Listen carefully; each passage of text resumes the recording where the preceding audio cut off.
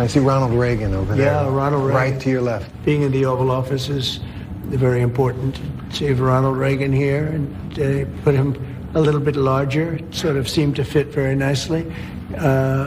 You have Democrats a little bit. You have Franklin Roosevelt. So you look at that picture and people say, well, what's he doing up there? But look, he was a serious president, whether we like it or not. He was a four-termer and, went through a war. You have Lincoln, you have Washington.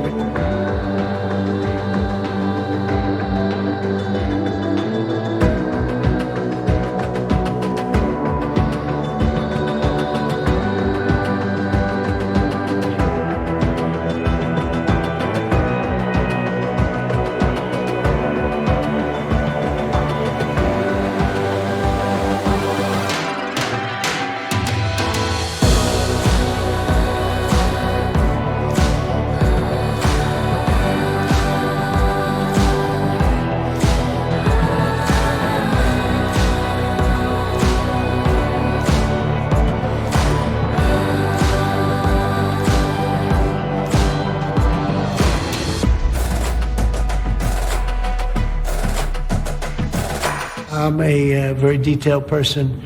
I'm a very clean person. I like cleanliness. I like to see this space be treated properly. I've added a lot to the space in terms of beautification, in terms of modernization. That's a gallery of presidents. It really is. It really is. So, and it's an honor to have you people with us.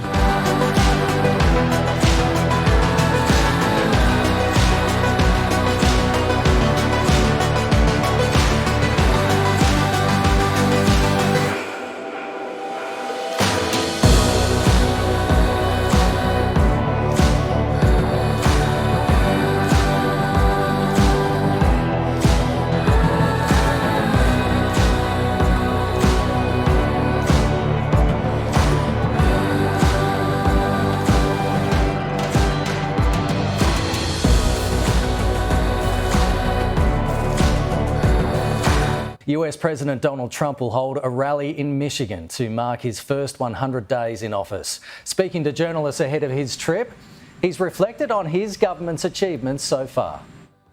The border is in great shape. 99.9% came out again today. 99.9. That, I would say, that was my number one thing. The economy would be certainly right up there, and I think it's doing great. We were losing billions and billions of dollars a day with trade, and now I have that down to a very low level, and soon we're going to be making a lot of money. We're going to be reducing people's taxes. President Trump passed the most executive orders of any president before him in that time and started a global trade war. David Blevins reflects on a tumultuous start to his second term in office. It's a very busy press room at the White House this morning, marking 100 days. And my goodness, we've had some striking moments during that period of time. Just think back through some of them. Elon Musk in the Oval Office with his child perched on his shoulders. That jaw-dropping showdown in the West Wing between President Trump and President Zelensky. But I think the moment that had most global impact was when the president announced those sweeping tariffs back in April that knocked $2.5 trillion off the markets, and when he then dramatically paused those tariffs, we saw a spike that's been rarely witnessed in the markets since World War II. So not surprisingly, perhaps at the beginning of this day 100, they are touting their economic achievements, claiming to have added 345,000 jobs, claiming that egg prices are down by 50%, and claiming that they've attracted $5 trillion in investment. But I don't think we got answers to the big questions,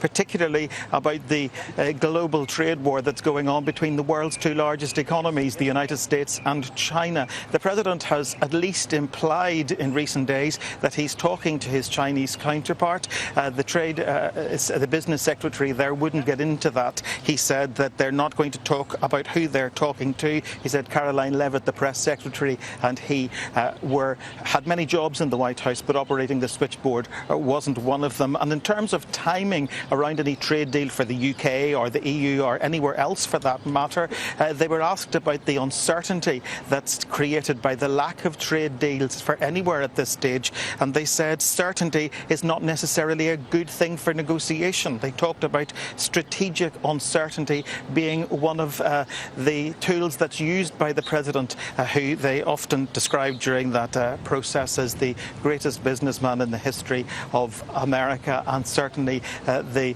most successful businessman from their point of view to ever hold the office of President of the United States. So they begin this day 100, I suppose, with much focus on the economy, but there are still many questions unanswered.